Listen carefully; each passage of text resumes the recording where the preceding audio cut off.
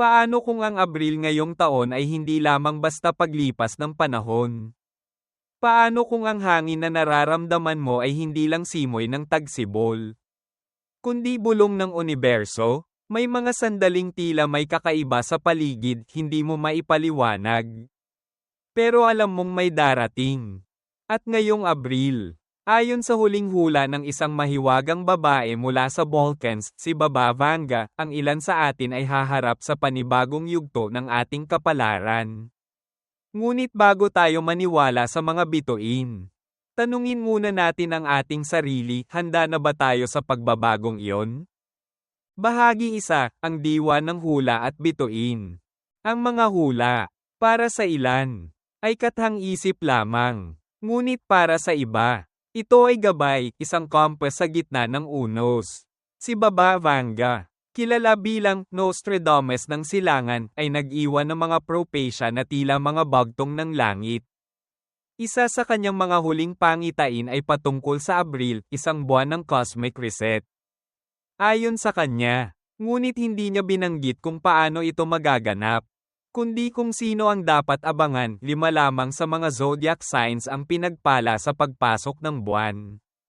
Sa bahaging ito, tatalakayin natin ang 5 natatanging zodiac signs, hindi lamang batay sa sinabi ni Baba Vanga, kundi ayon na rin sa ating malalim na pagsusuri, obserbasyon, at pagninilay sa mga taong isinilang sa ilalim ng mga palatandaang ito.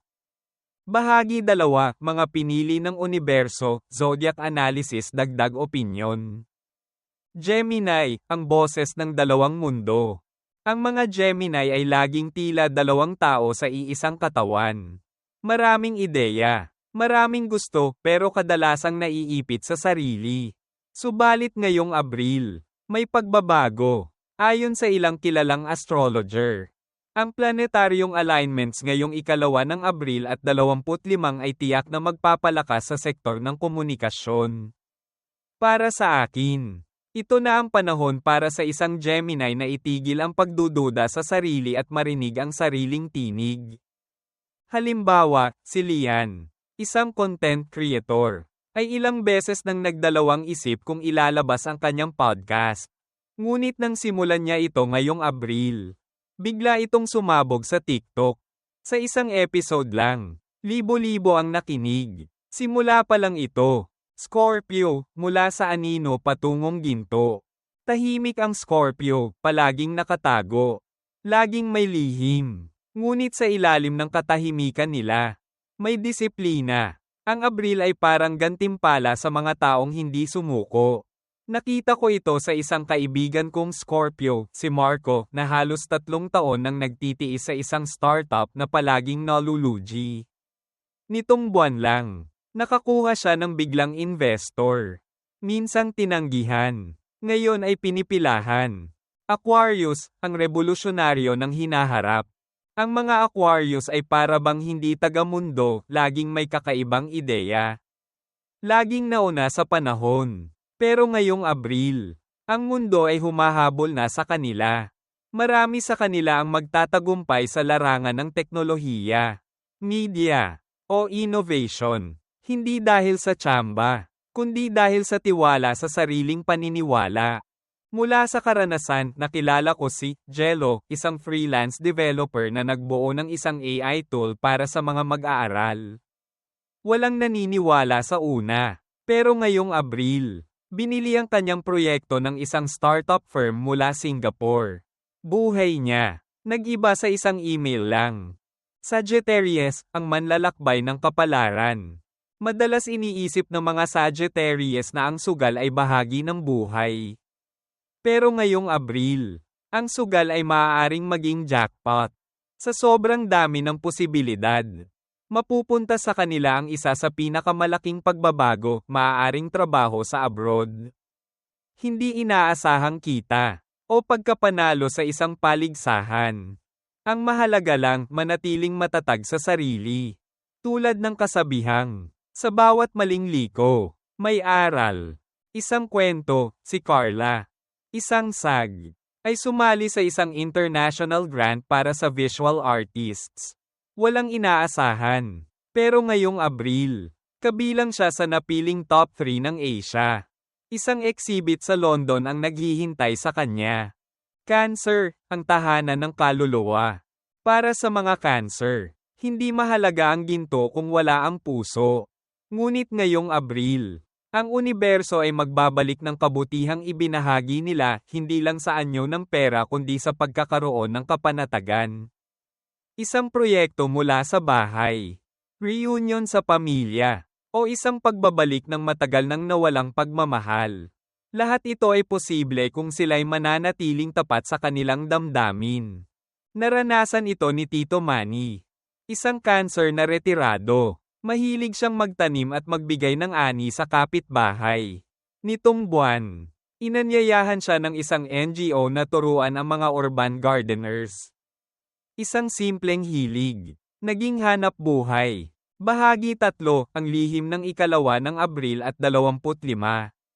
Maraming nagtatanong, anong meron sa ikalawa ng Abril at 25? Ayon sa mga astrological readings, ang mga petsang ito ay tinutumbok ng planetary alignment sa Jupiter, Venus, at Uranus, 3 planetang konektado sa swerte, pag-ibig, at pagbabago. Ngunit sa pananaw ko, hindi lang ito dahil sa galaw ng planeta. Ang Abril ay buwan ng pag-ikot ng enerhiya kung saan ang mga binhi na itinanim mo noong nakaraang taon ay maaari ng anihin ngayon. Ang tanong lang, nagtanim ka ba ng sapat? O binigyan mo ba ng pagkakataong umusbong ang sarili mong kakayahan? Bahagi 4, mga aral mula sa buhay ng iba, inspirasyonal na kwento. Sa gitna ng hula, bituin, at propecia, mahalagang tandaan, ang tagumpay ay hindi lang regalo ng langit. Ito ay bunga ng paniniwala sa sarili. Ang mga nabanggit na zodiac signs ay simbolo lamang ng posibilidad. Hindi ito garantiya. Ngunit kung gagamitin natin ito bilang inspirasyon, baka tayo mismo ang maging katuparan ng hula. Halimbawa ng aral. Kung ikaw ay Gemini, tandaan na ang ideya mo, kahit gaano kaliit, ay may halaga kung lalakasan mo ang loob. Kung ikaw ay Scorpio, alalahanin na may yaman sa katahimikan at disiplina. Kung ikaw ay Aquarius, huwag kang matakot maging iba. Minsan, ang kaibahan mo ang magdadala sa iyo sa taas. Kung ikaw ay Sagittarius, huwag kang matakot sa pagbabago, minsan. Ang panganib ang may pinakamagandang gantimpala. Kung ikaw ay Cancer, huwag mong isipin na nakalimutan ka ng universo. Sa tamang panahon, babalik ang lahat ng pagmamahal na binigay mo. Wakas, ang kapangyarihan ng paniniwala. Ang Abril ngayong taon ay maaaring para sa ilan lang. Pero ang pagbabago ay laging para sa lahat. Hindi natin kailangang maghintay ng propecia para simulan ang panibagong kabanata. Dahil sa huli, ang tunay na hula ay ang paniniwala mong kaya mo, sa kabila ng lahat.